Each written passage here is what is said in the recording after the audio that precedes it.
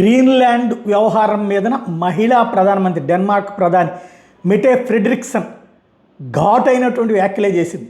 మీ బెదిరింపులు ఆపండి, ఆ ద్వీపాన్ని నియంత్రణకు తీసుకోవాలనుకోవడం అమెరికాకు కలే అంటూ తీవ్రంగా స్పందించింది. యాక్చువల్గా డెన్మార్క్ ఉత్తర ఐరోపాలోని స్కాండివేనియన్ దేశం ఇది. జెట్లాండ్ ద్వీపకల్పంతో సహా మరికొన్ని దీవుల సమూహం ఇది. డెన్మార్క్తో పాటు మరో 2 స్వయం ప్రతిపత్తి ప్రాంతాలను గ్రీన్లాండ్, ఫారో దీవులను కలిపి డెన్మార్క్ లేదా డానిష్ కింగ్డమ్ అంటారు. పురాతన రాజరికాల్లో ఇది ఒకటి. యాక్చువల్గా ఈ రాజ్యానికి కింగ్ ఫ్రెడరిక్ సార్వభౌమాధికారి, కానీ రాజ్యంలో పార్లమెంటరీ వ్యవస్థ ద్వారానే పాలన ఉంటుంది. ట్రంప్ గ్రీన్లాండ్ మీద చేసిన వ్యాఖ్యల మీద డెన్మార్క్ ప్రధాని ఘాటుగా స్పందించడానికి కారణం అదే అయింది. యూరోప్లో అతి చిన్న దేశాల్లో ఒకటైనా కూడా అత్యంత ధనిక దేశాల్లో ఒకటైన మా డెన్మార్క్ రాజ్యంలో గ్రీన్లాండ్ ఎప్పటికీ భాగమే ఉంటుంది. దీనికి స్వయం ప్రతిపత్తి ఉంది. పైగా నాటో సభ్య దేశం. ఇప్పటికే రక్షణ ఒప్పందం ద్వారా అమెరికాకు ద్వీపంలో ప్రవేశం ఇచ్చాము. అయినా ట్రంప్ పదే పదే దాన్ని విలీనం చేసేందుకు వ్యూహం పన్నుతున్నారు. గ్రీన్లాండ్ అమ్మకానికి లేదు, మీ బెదిరింపులు ఆపండి. ఒక మిత్రదేశం పట్ల ఇట్లాంటి చర్య ఆమోదయోగ్యం కాదు.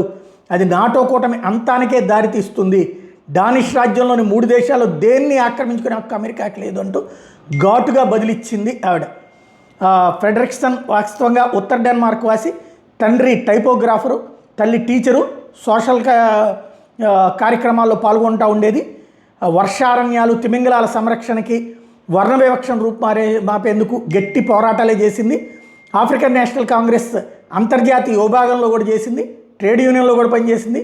24 ఏళ్ల వయసులోనే 2001లో సోషల్ డెమోక్రటిక్ పార్టీ తరఫున మెయిన్ ఎలక్షన్లో పోటీ చేసి గెలిచింది. ఆ టైంలో డిగ్రీ పూర్తి చేయాలని గట్టిగా చెప్పడంతో వాళ్ళ సీనియర్ నాయకురాలు పార్టీలో కొనసాగుతూనే మాస్టర్స్ చేయడానికి యూనివర్సిటీకి తిరిగి వెళ్ళింది. అప్పటికే ఒక బిడ్డ కూడా గర్భవతిగా ఉన్నా సరే ఆఫ్రికన్ స్టడీస్లో మాస్టర్స్ పూర్తి చేసింది. 2011లో ఉపాధి మంత్రి, తర్వాత న్యాయమంత్రి.